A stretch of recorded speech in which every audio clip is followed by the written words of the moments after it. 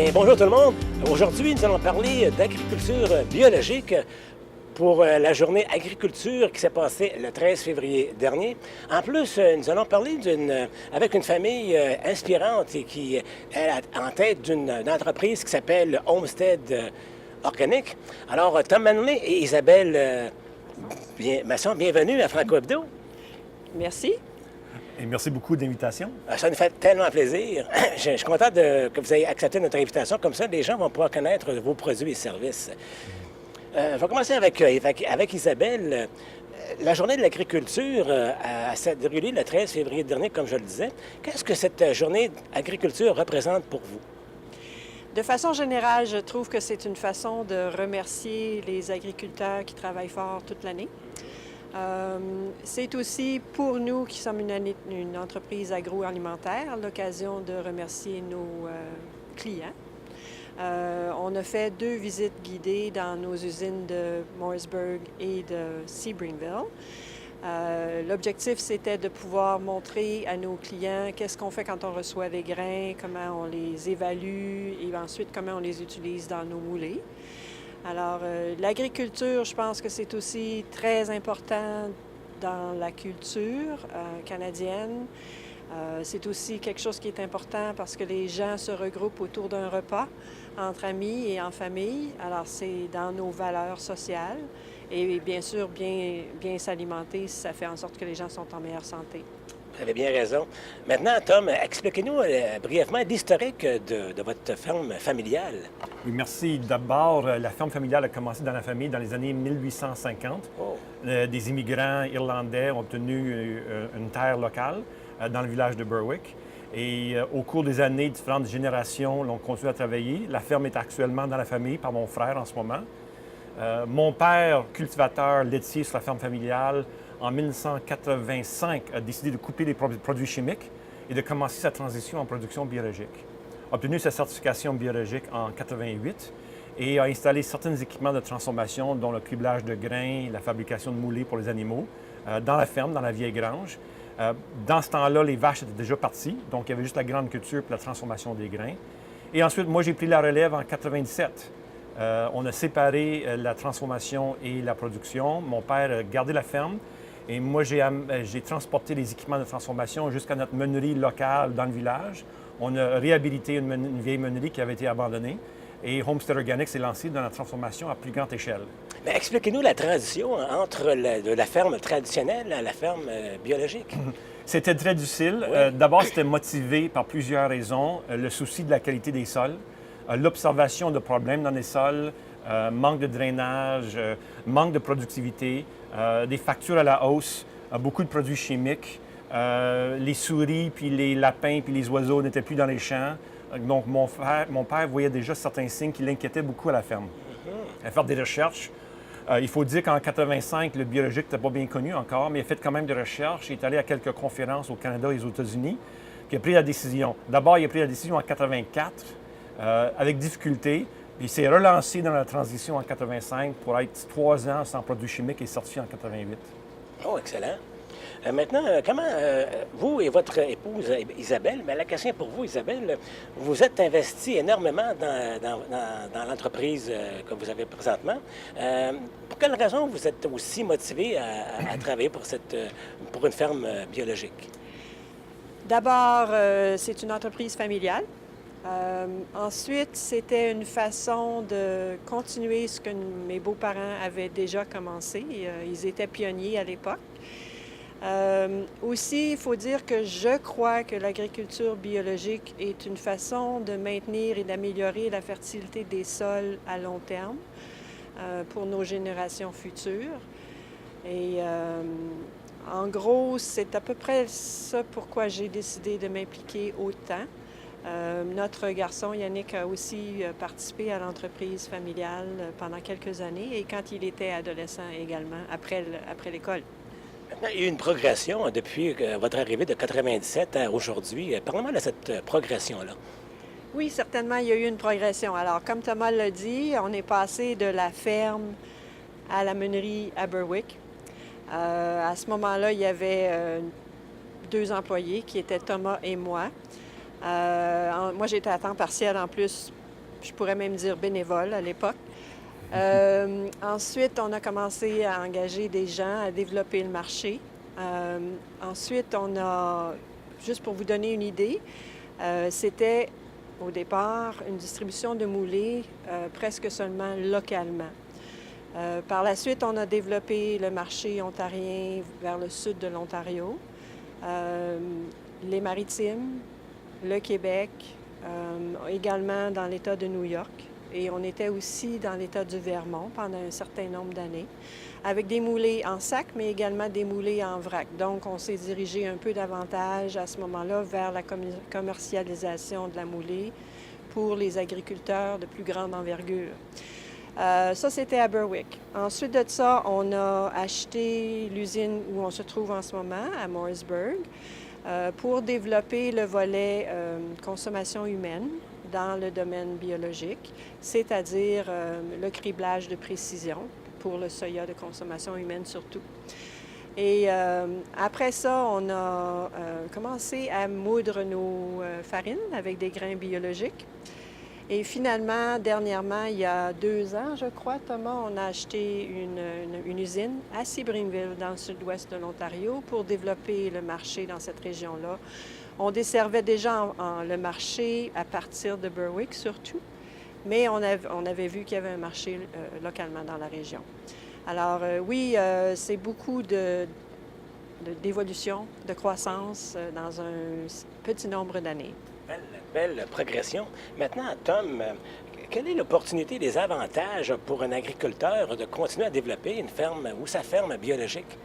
Les producteurs trouvent plusieurs atouts et éléments de succès dans leur ferme biologique. D'abord, ils sont très contents du développement des sols. Réduction d'érosion, plus de carbone dans le sol, plus de matière organique, meilleur drainage, meilleure vie biologique dans le sol, les vers, les microbes, etc., les microbes bénéfiques. Meilleur contrôle des maladies dans les plantes parce qu'il y a plus de diversité biologique dans les sols. Les rendements fonctionnent très bien. Ils arrivent à faire le contrôle des mauvaises herbes par des outils mécaniques et avec une bonne rotation des cultures. Et aussi, c'est très rentable. Les grains biologiques en particulier se vendent pour plus que 2 fois le prix du prix conventionnel. Puis même sans cette augmentation des prix, les bonnes fermes biologiques sont bien gérées, sont très rentables, plus rentables qu'une version similaire conventionnelle. Et plusieurs fermiers nous le disent, nous le confirment. En particulier, des producteurs m'ont dit qu'ils sont fiers de leur accomplissement personnel. Parce que la production biologique n'est pas une recette. Semer, arroser un herbicide, arroser un engrais, puis voilà, ça sort. Non, ça prend plusieurs années de développement, de rotation, de gestion du sol, d'essais, d'erreurs, d'observations scientifiques pour comprendre la biologie. Et ils sont très fiers de leur accomplissement rendu là. Excellent. Maintenant, comment est-ce que vous conscientisez les gens à acheter biologique? Les gens sont un peu craintifs, c'est un peu nouveau comme tel, mais comment vous les mettez en confiance? Alors, chez Homestead Organics, ce qu'on fait, c'est qu'on participe à différentes conférences. On est aussi commanditaire d'événements, comme par exemple le Festival de l'ail à Cornwall. On participe aussi à des activités telles que le Seedy Saturday, je ne sais pas comment on l'appelle en français, qui est organisé par différents organismes localement d'experts jardiniers. On a aussi notre journal de nouvelles auquel les gens peuvent s'inscrire, qu'on fait sur Internet. On a aussi des choses qu'on publie sur Facebook. On a notre site Internet qui offre des liens à différents groupes impliqués dans le domaine biologique, comme par exemple le Canadian Organic Growers. Tom participe la plupart du temps, pas la plupart du temps, je m'excuse. Tom participe parfois à des conférences qui s'adressent à des consommateurs, où il va parler de produits de jardin, par exemple, de rotation de culture. Nous avons aussi eu dans le passé des petites conférences maison dans la cuisine d'un fermier qui souhaitait développer un sujet. Quand les gens viennent ici, au magasin comme tel, on leur donne l'information, on répond le plus possible à leurs questions. C'est un peu ça qu'on fait. Bien, ça a l'air à marcher parce qu'il y a davantage d'agents et d'agriculteurs et des consommateurs comme moi qui achètent maintenant en biologique. Maintenant, Homestead a maintenant 30 ans. Homestead Organic a maintenant 30 ans. Comment voyez-vous son avenir et son développement? L'entreprise a grandi par l'initiative des individus, mes parents, nous deux, nos employés au cours des années. Et à l'époque, c'était surtout un marché un peu exclusif. Mais l'avenir qui s'annonce devant nous, c'est un avenir plus de défis. La compétition, on voit des produits biologiques au travers le monde, au travers des grandes surfaces, des magasins à grande surface. Donc, avec cette compétition, devient plus de défis pour nous comme petite entreprise. Mais parle-moi de ces défis-là, justement. Défis de distribution, d'accès aux ressources. Je vais donner un exemple. Au Canada, il y a pas assez de grains biologiques qui se produisent. Donc, il y a beaucoup d'importations, malheureusement. Et donc, on doit se forcer sur le marché international pour trouver des grains, pour être capable de continuer à répondre à la demande. Un autre défi, c'est les liquidités. Les grandes entreprises présentent des défis à nous. Ils sont des bons compétiteurs, ils sont quand même honnêtes. Mais pour une petite entreprise comme nous, ils nous font suer, on peut dire. Oui, correct, c'est bien de dire. Maintenant, vous avez combien d'employés qui travaillent chez vous? Nous sommes 20 personnes sur 3 emplacements. Et nommez-moi encore vos 3 emplacements pour nos auditeurs. Donc, nous sommes ici aujourd'hui, notre usine de Morrisburg, dans le Dundas Sud, à une demi-heure de Cornwall, à l'ouest de Cornwall. Ensuite, à une demi-heure au nord de Cornwall, dans North Stormont, il y a l'usine dans le village de Berwick, qui est une meunerie et centre agricole.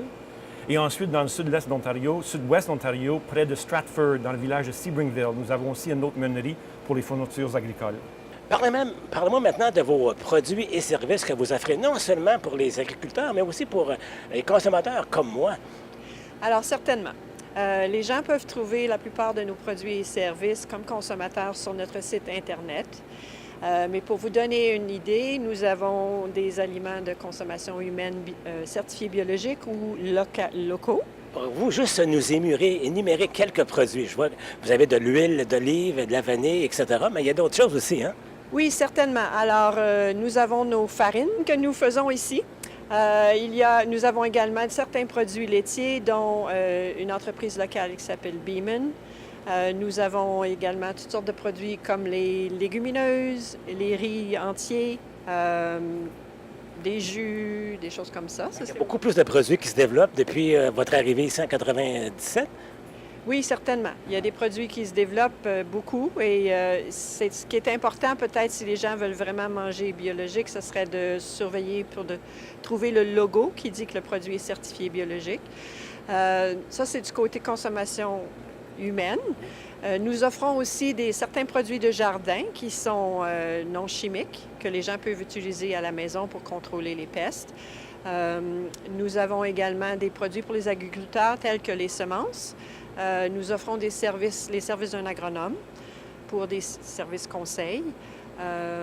Nous avons des moulées, bien entendu, pour les animaux de basse-cour ou à l'échelle commerciale également. Qu'est-ce que j'ai oublié, Thomas? Les livres.